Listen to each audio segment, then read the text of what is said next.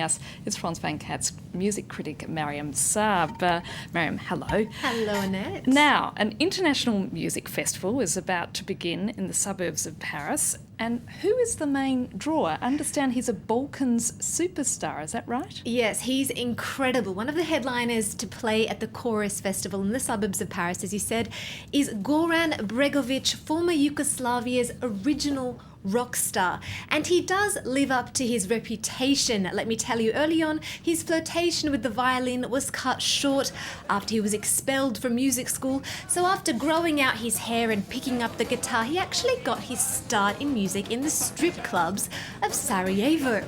Now Hey, today, everybody has to start somewhere. it's not a bad place, let me tell you. He was quite happy about that. Now today, Goran is busy touring his party, as he calls it, of gypsy rhythms from his native Balkans around the world, with an ensemble known as the Wedding and Funeral Band. Right, now a cause close to his heart is the hardships being faced by the Roma or Gypsy communities. How does that manifest in his work?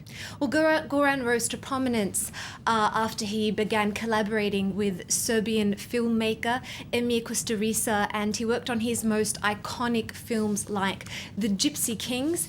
At the Chorus Festival, Goran will be performing music from his most recent album, Champagne for Gypsies.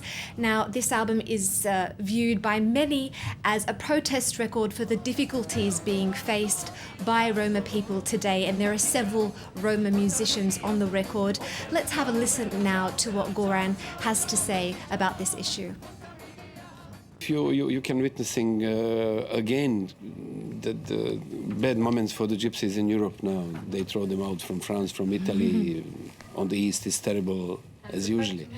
So this my album. I invited some of my favorite gypsy artists.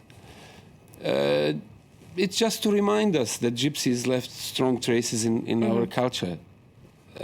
So from generation of Gypsy Kings and Stefan Eicher till Gogol Bordello, I have some really good guests on this record. Okay, leaving the Balkans and heading across the Atlantic to the US, one of my favourite bands, I have to admit, are using some interesting tactics, aren't they, Mariam? Yes, the Black Keys, American rockers, have announced that they're going to be releasing a new album, their 8th studio album, Turn Blue, May 13th, but they did so in a very unique way. Mike Tyson, the US boxer, actually tweeted a link to a creepy, almost Lynchian teaser that won't turn you blue, but perhaps a slight shade of grey. It's unnerving, to say the least.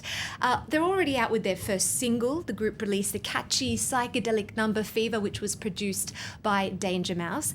And if it's a sign of what's to come, fans who've already been waiting 3 years, as you would know, for some new music by the group will not be disappointed. Let's take a look at the trailer and a clip of their latest single, Fever.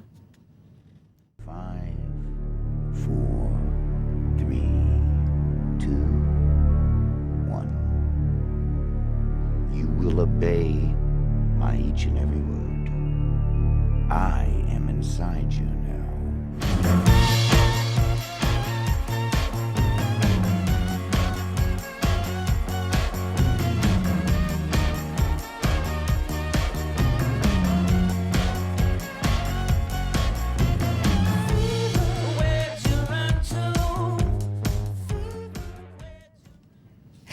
The Black Keys will be headlining Latitude Festival in July and Glastonbury in June.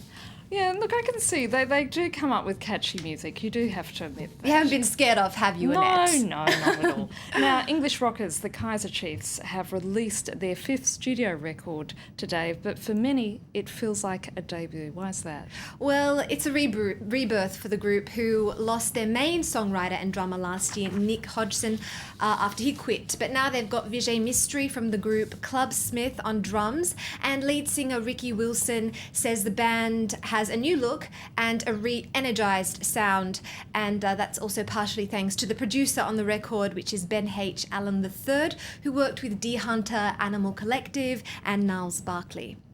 And on to another British muso, but with a totally different sound. Elton John is back in Las Vegas for the final 2014 dates of his residency, and this so happens to coincide with a re-release of his classic, doesn't it? Yes, the sellout spectacular is called The $1 Million Piano, and this week through to April 28th will mark its 2014 run.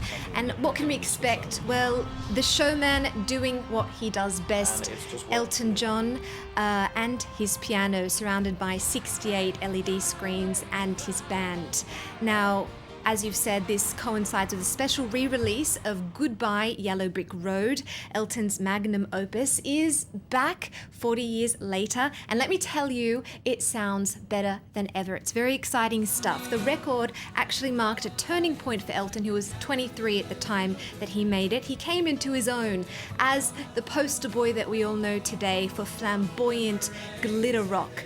The double album includes the hits that made the record a sensation, including Candle in the Wind, and it features covers by the likes of Ed Sheeran, Fall Out Boy, and John Grant.